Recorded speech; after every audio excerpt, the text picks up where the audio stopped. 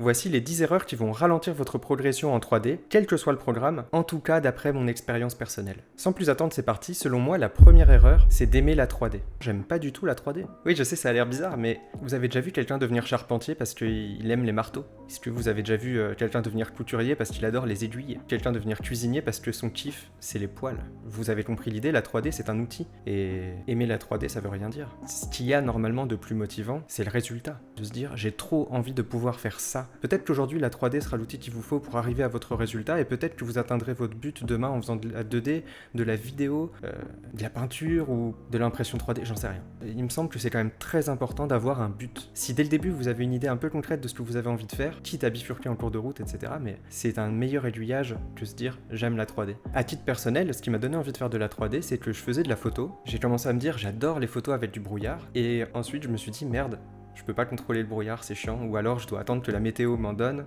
et je dois peut-être me lever ou me coucher tard pour aller le saisir, et puis un peu embêtant quoi. Et j'ai d'abord fait de la photomanipulation, ça donnait pas des résultats terribles, et voilà, c'est comme ça que je me suis retrouvé en 3D en me disant c'est un espace de liberté qui pourra me permettre de faire des choses volumétriques qui me plairont. Et puis de fil en aiguille, je me suis trouvé d'autres objectifs concrets, mais sans jamais me dire j'aime la 3D, et aujourd'hui, la 3D, en fait, il y a plein de fois où j'aime pas parce que c'est mal fait, parce que le photoréalisme fait souvent un flop, c'est souvent moche, enfin voilà, la 3D c'est juste un outil. Vu que j'étais un peu long sur le premier point, je vous donne tout de suite le deuxième qui pour moi est de mettre son programme en français. Si vous mettez vos menus en français, vous allez avoir accès à très peu de tutoriels en français. Fatalement, vous allez les regarder en anglais et vous devrez vous embêter à traduire tout le temps. C'est vous rendre la vie beaucoup trop difficile. Je vous conseille de mettre directement le programme en anglais et tout sera plus simple. Erreur numéro 3, c'est de se contenter des tutoriels dans votre progression. C'est très bien d'en suivre. Le problème, c'est que si vous ne faites que ça, déjà, vous mémorisez pas ce que vous faites parce que vous suivez tous les clics de quelqu'un, ça marche tout de suite. Il n'y a pas besoin de trop chercher en fait. Il n'y a pas besoin d'itérer, de refaire plusieurs fois les manipulations en attendant que ça marche. Et le résultat, c'est qu'à la fin, ça marche, mais vous avez rien mémorisé.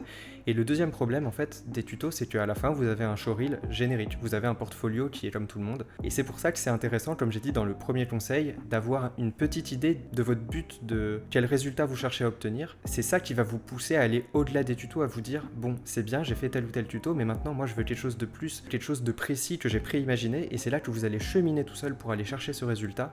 Vous apprendrez beaucoup plus, vous regarderez quand même des tutos pour vous aider, mais il n'y aura jamais un tutoriel qui vous donnera clé en main votre résultat, donc vous allez cheminer vous-même. À la fin, vous aurez mémorisé les méthodes et votre showreel sera normalement un tout petit peu à part.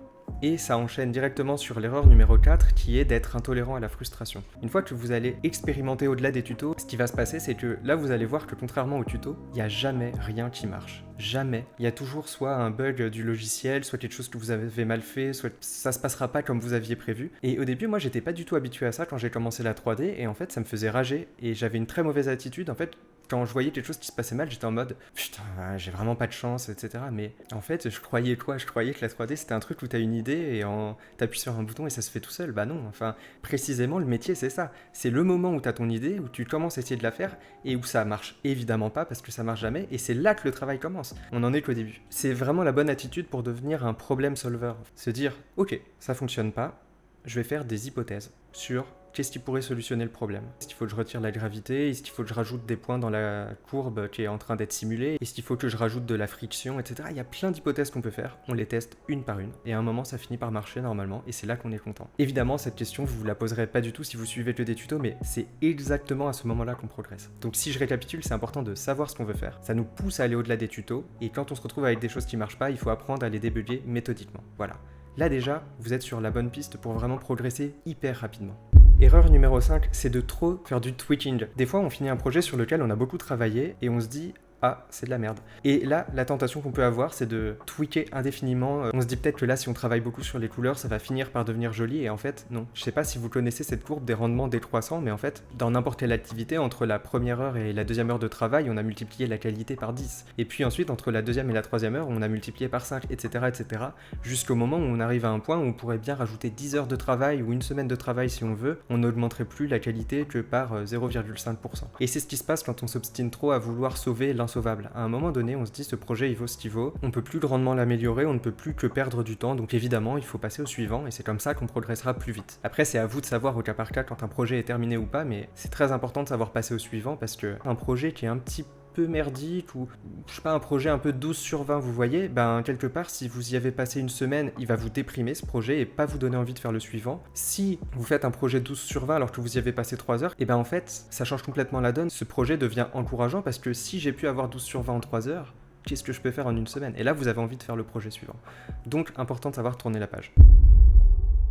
À chaque fois qu'on regarde un tutoriel, et encore maintenant pour moi où il y a quelqu'un qui est vraiment très au-dessus techniquement, on a tendance à se dire qu'il nous est supérieur en fait. On se dit vraiment, elle est plus intelligente que moi, et on se dit, moi je suis incapable de faire ça. On oublie que cette personne a été à notre place avant, qu'elle-même s'est dite sûrement, je suis un peu une merde, je serai jamais capable de faire ça, et puis de fil en aiguille, elle s'y est intéressée, elle a un peu persévéré, elle a fini par savoir le faire, et ensuite ça devient évident comme si ça avait jamais été difficile. Plein de fois vous verrez que ce qui vous paraissait très intimidant au début, 2, 3, 4 semaines après, ça paraît comme si vous l'aviez toujours su, et vous vous dites que vous avez été bien bête de vous laisser intimider par ça, donc ne vous dites pas la personne qui sait plus que moi, elle est supérieure à moi, non, elle est peut-être plus bête que vous d'ailleurs, c'est juste elle a travaillé plus longtemps. Là ça fait limite dev perso un peu cheap ce que je suis en train de dire, mais c'est quand même plein de fois je me suis surpris à me dire ah non ça c'est pas pour moi, parce qu'on voit une interface qui a l'air un petit peu hostile, mais en fait tout devient facile si vous y passez le temps, donc soyez un peu optimiste. Erreur numéro 7, c'est d'avoir un laptop. Bien sûr, on peut quand même faire beaucoup de choses avec une puissance de calcul limitée, mais en fait, c'est quand même s'emmerder pour rien. La 3D, ça nécessite de la puissance de calcul, que ce soit quand on fait des simulations, du rendu, enfin, c'est très important, et si vous êtes avec un laptop,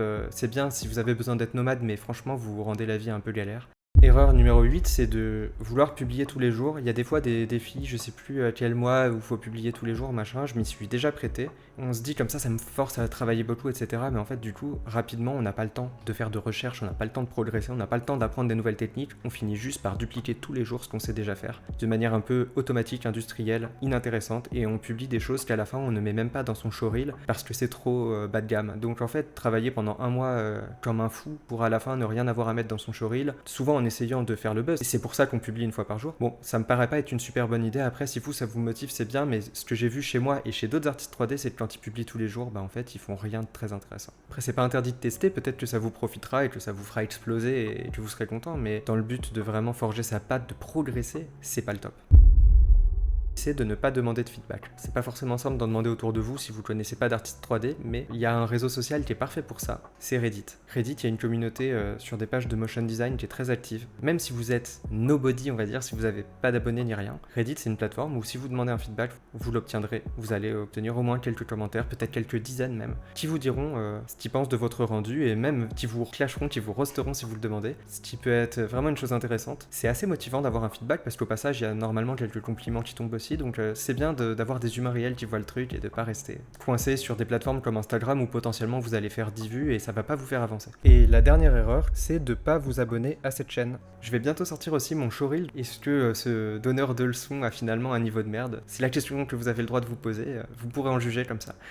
Et sur ce, créez bien, progressez bien, amusez-vous bien et à la prochaine. Non, je vais pas faire de gestes ringards.